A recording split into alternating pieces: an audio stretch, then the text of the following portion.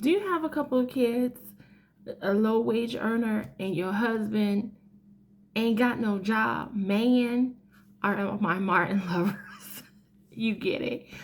But if that's your story, then this video is for you. By the way, I'm Shantae Charles. And not that long ago, that was my story. I had 2 children. I was making $12 an hour, and my husband was unemployed. Now, let me say this right off the top. My husband was not unemployed because he is or was a deadbeat, but he had gotten laid off. He got laid off from his job, so he was unemployed. I live in North Dakota. In case you're new to my channel and you haven't watched any of my videos previously, I live in North Dakota.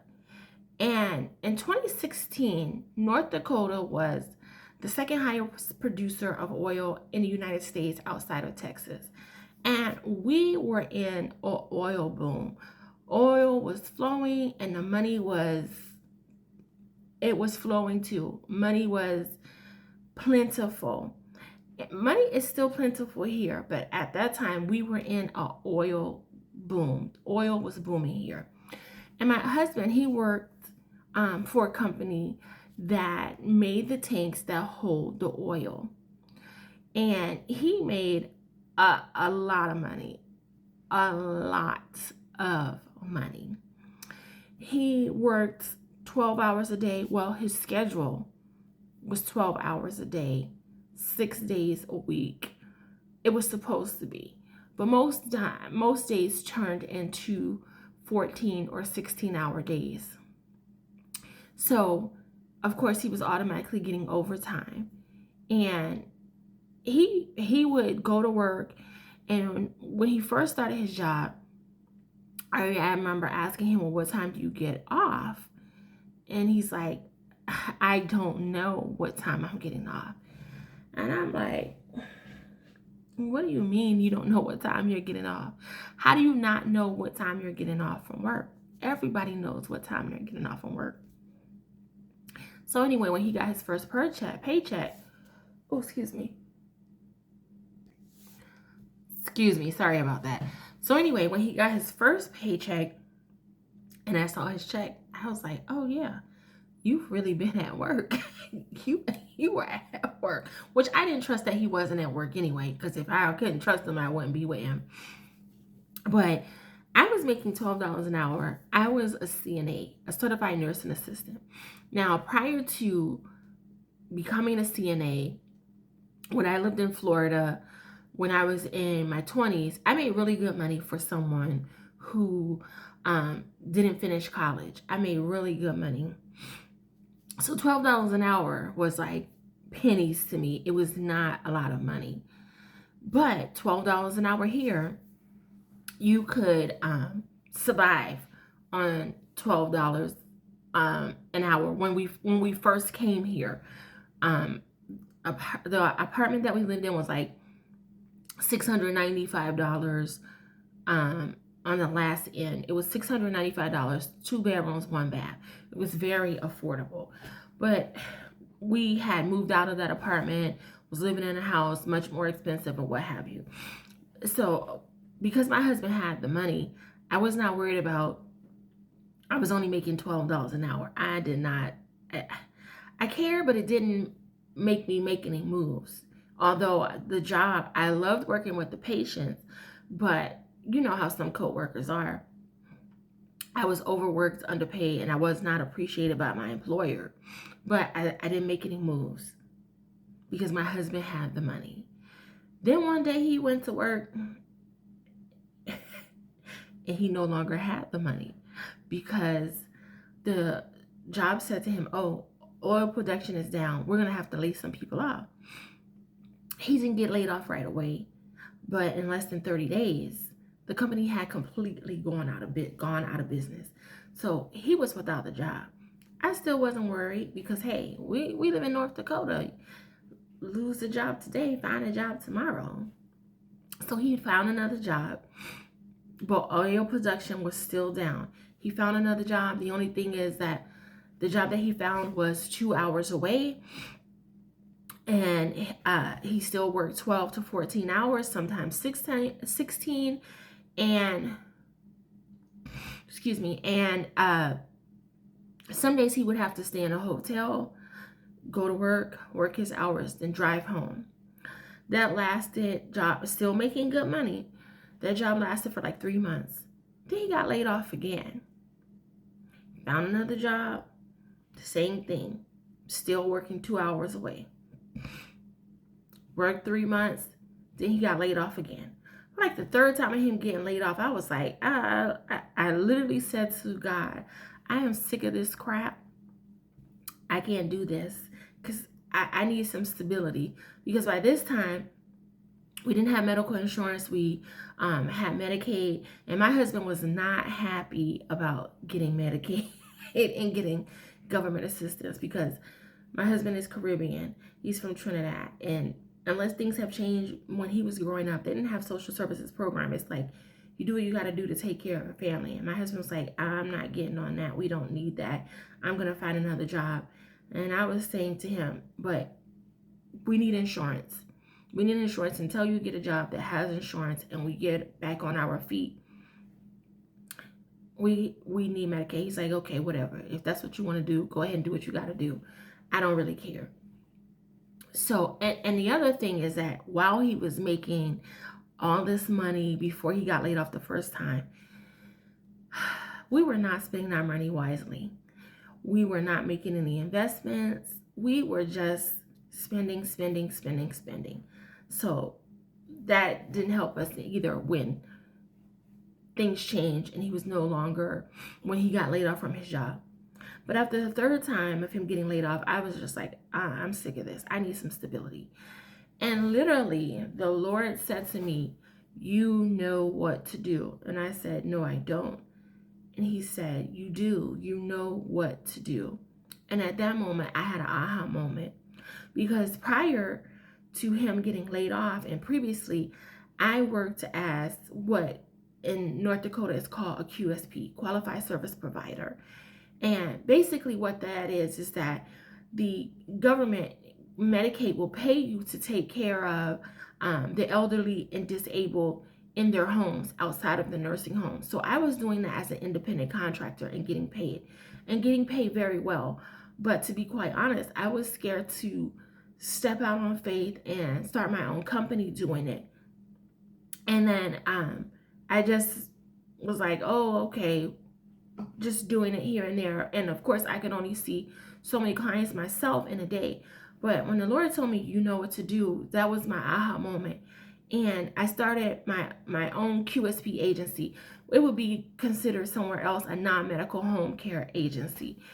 And I was able to eventually have a hire 15 employees. And that totally changed the trajectory of my family's finances. It changed, it helped us a lot. I didn't just sit by and say, oh, I'm sick of this, I don't know what to do. I wasn't angry with my husband, because my husband, he is not a deadbeat. He is going to do whatever he needs to do to take care of his family. But I wasn't giving him attitude, and because I know when I married my husband that he didn't come with a trust fund. He didn't come from a wealthy family or what have you. But he is a hard worker that will do anything legal to take care of his family. So I wasn't angry with him, but I was angry with the situation, and I knew I had to do something to help. And so when God said to me, you know what to do, I took action. I got mad. I made a decision. I made a decision to take action. I took my $12 skill and turned it into a 6-figure business. And I wanted to share this story because some of you may be experiencing the same thing. You may be living somewhere where you're struggling, barely getting by, living paycheck to paycheck. Your husband, your boyfriend, or whoever, your significant other, they got laid off. They're doing their best that they can to help take care of you and your family, but it's just, you're just experiencing a bump in the road and hard times. But I want to encourage you that there is hope. There is hope. There is hope. Take what you know and turn it into a business. Now, if you are, and here's the thing that I learned after I started my non-medical in-home care agency. You do not have to have a medical background to do this. You don't have to have a medical background. Anyone could do it. In fact, once I started my business, I learned how to run the business and I was successful at it. I started teaching other women how to do the same thing. And one of the people that I taught how to do this, she doesn't live here in North Dakota. She lives in Florida.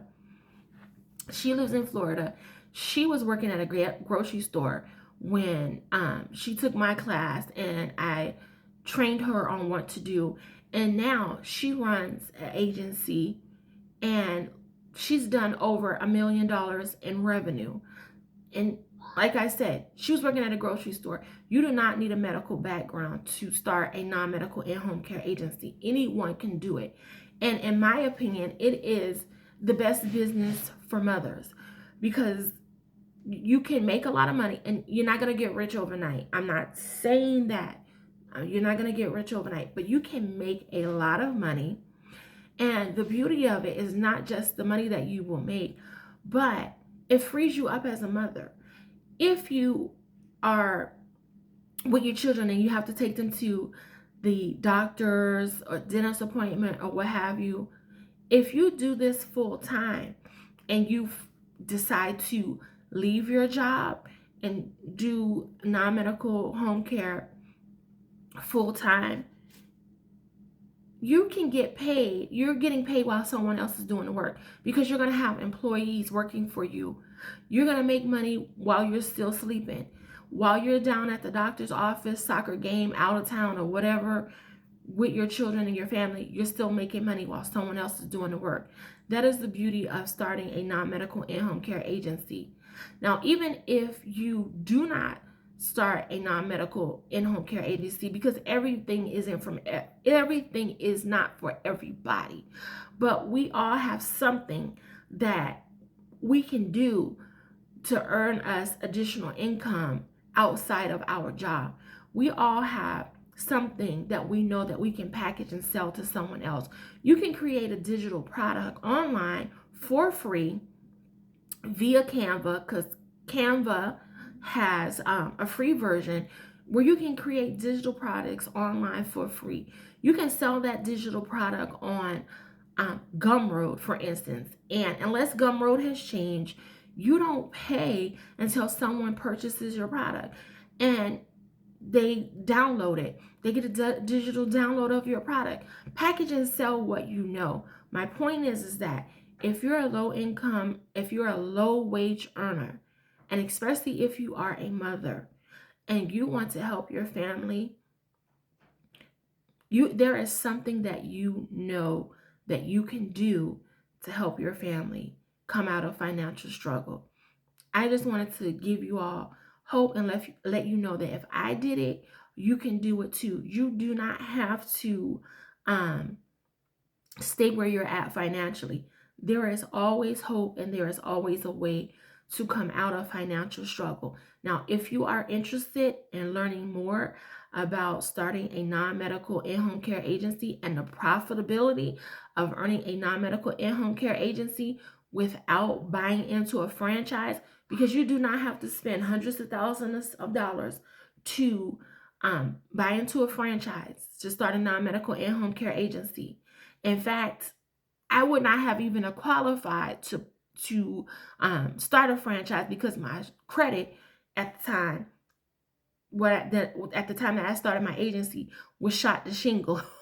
I could not get anything on credit at the time that I started my non-medical in-home care agency.